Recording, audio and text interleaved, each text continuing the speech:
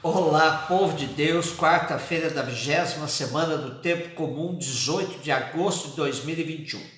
Nossa reflexão de hoje é a partir de Juízes 9, de 6 a 15, Mateus 20, de 1 a 16. Naquele tempo, todos os habitantes de Siquém e os de Bet-melo se reuniram junto a um carvalho que havia em Siquém e proclamaram rei a Abimeleque. Informado disso, Joatão foi postar-se no cume do monte Garizim e se pôs a gritar em voz alta, dizendo: Ouvi-me, moradores de Siquém, e que Deus vos ouça. Certa vez as árvores resolveram ungir um rei para reinar sobre elas e disseram à oliveira: Reina sobre nós.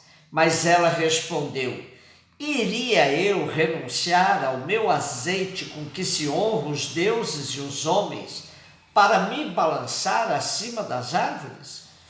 Então as árvores disseram à figueira: Vem e reina sobre nós. E ela lhes respondeu: Iria eu renunciar à minha doçura e aos saborosos frutos para me balançar acima de outras árvores?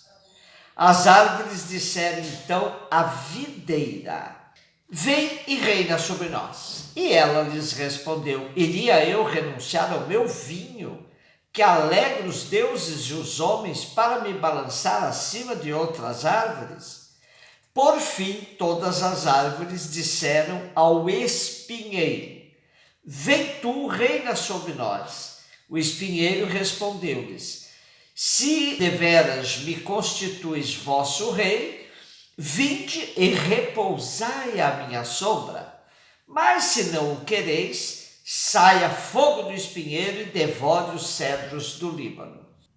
Segundo a Bíblia de Jerusalém, esse apólogo, ou seja, essa narrativa em prosa ou verso, dialogada, que encerra uma lição moral, e em que figuram seres inanimados, imaginariamente dotados de palavra, é o primeiro exemplo de fábula que põe em cena plantas ou animais. Mas esse gênero literário é universal. Supõe-se que esta fábula das árvores tenha tido existência independente antes de ser utilizada para a história de Jeroboão e Abimeleque. O capítulo 9 de Gênesis revela uma crítica à forma de ascensão ao poder. Dos versículos de 1 a 6, perícope que antecede a nossa fábula de hoje, apresenta um discurso ideológico através do qual se procura convencer o povo de que o poder centralizado é melhor do que o poder participado. É o fim do período dos juízes para o início da monarquia. O poder se constitui a partir da entrega simbólica da liberdade do povo por meio da oferta em dinheiro.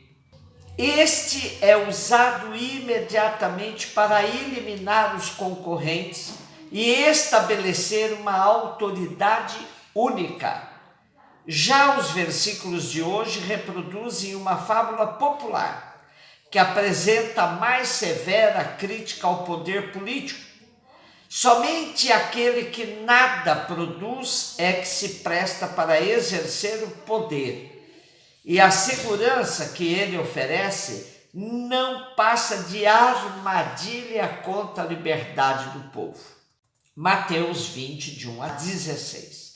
Jesus contou esta parábola a seus discípulos. O reino dos céus é como a história do patrão que saiu de madrugada para contratar trabalhadores para a sua vinha. Combinou com os trabalhadores uma moeda de prata por dia e os mandou para a vinha. Às 9 horas da manhã, o patrão saiu de novo, viu outros que estavam na praça desocupados e lhes disse: Ide também vós para a minha vinha, e eu vos pagarei o que for justo. E eles foram. O patrão saiu de novo ao meio-dia e às 3 horas da tarde fez a mesma coisa. Saindo outra vez pelas 5 horas da tarde, encontrou outros que estavam na praça e lhes disse: por que estáis aí o dia inteiro desocupados?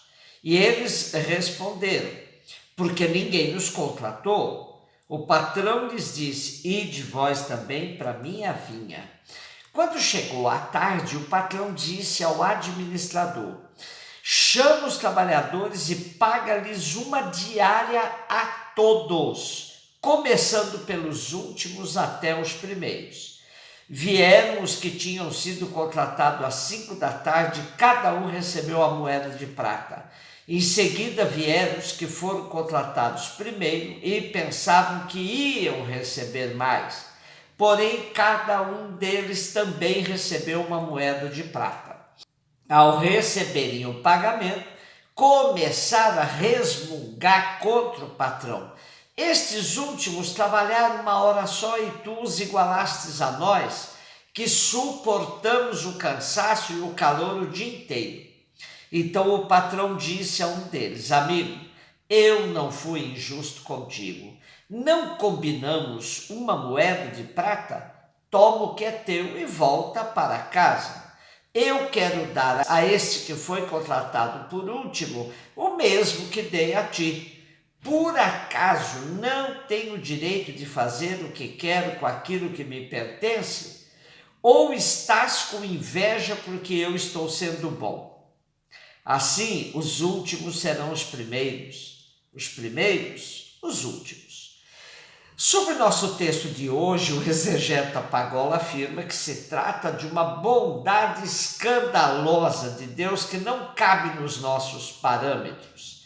A realidade do reino não combina com a nossa, pois nele não há marginalizados. Todos têm o mesmo direito de participar da bondade e misericórdia divinas, que superam tudo o que consideramos como justiça.